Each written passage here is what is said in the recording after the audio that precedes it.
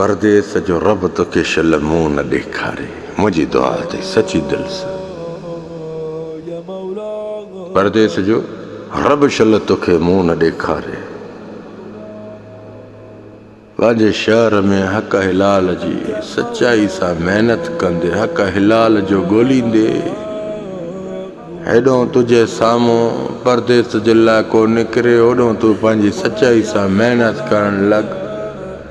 तूं हेॾो अमीर थी वेंदो, उहो ई कर्ज़ी कंगलो हूंदो, हुशरबाज़।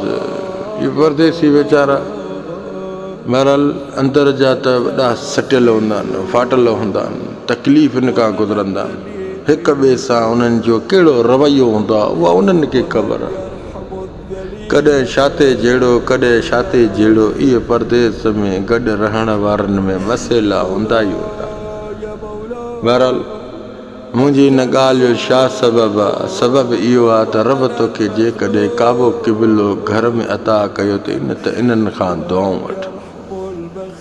अबे अमड़ जी सुबुह सां उथ, अबे अमड़ खां दुआऊं वठी तूं पंहिंजे कम जे लाइ निकुर। मूंखे अलाह जी इज़त जो कसम आहे, तूं तारीख़ टाइम टेबल सभु लिखी छॾ। वरी इहो साल 365 ॾींहं खां बाद में पंहिंजी चेंजिंग ॾिसजांइ। तूं घणो ख़ुशि हूंदे बाबा परदेस जी ठोकरुनि खां बचाए।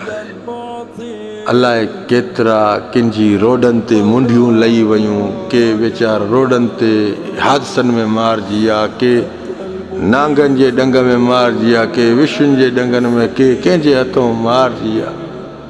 तज़लील ऐं ज़लील ख़्वारी बेइज़ती।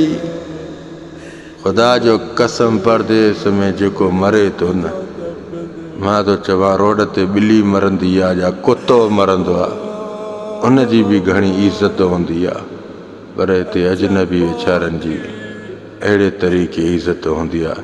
ईअं साम्हूं पियो बि हूंदो न, यकीन करे ईअं साम्हूं पियो बि हूंदो जीअं तव्हांजे शहर में कुतो मोल रोड ते पियो हूंदो न, उनजो मिसाल बि हिते परदेस में अलाह जी इज़त जो कसम आहे। अहिड़ो ई आहे,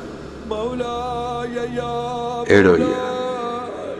मुंहिंजो हिकिड़े वक़्तु साइन पिया ॾियणु वञूं, लाश ईअं साम्हूं पियो आहे, मथे तां माना मुंहं तां कपिड़ो लथल, ईअं लावारस लॻो पियो। हा ॾिसां पोइ त जीअरो हुई त तुंहिंजी बि वॾी ख़्वाहिशी हुई। बहरहाल हिन महिल हिन चारपाई ते पियो आहे, कोई वेझो कोन ई। हा वॾी बदनसीबी त तुंहिंजी इहा आहे जो लाश बि तुंहिंजो ताज़ो हितो नथो वञे, लाश बि तुंहिंजो तलाजनि में रखी केमिकलनि जे ज़रिए तुंहिंजो पंहिंजे शहर में थो पहुचे। बहरहाल मौला अली हैदर करार इब्ने अबू तालिब जन जो फरमान आहे, ढूंढ जे कॾ न भॼो, ढूंढ जे कॾ भॼण वारा हमेशह लावारसी जा शिकार थिया। अरे बाबा रब तो उते बि तव्हांजो नसीब लिखियो। हा तव्हां चवंदा आहियो परदेस में अलाह असांजो नसीब लिखियो।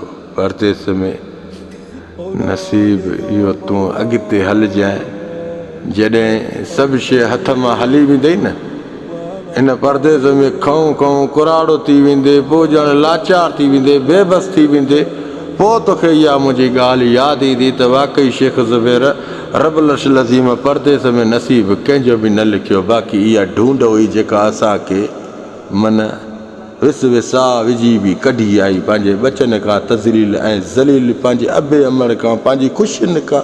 तव्हांखे ख़बर आहे केतिरा पंहिंजा नुक़सान था कयो, पंहिंजी ख़ुशियुनि जा जनाज़ा था खणनि। हा हाय रब छा करेव? हा रब छा करेव?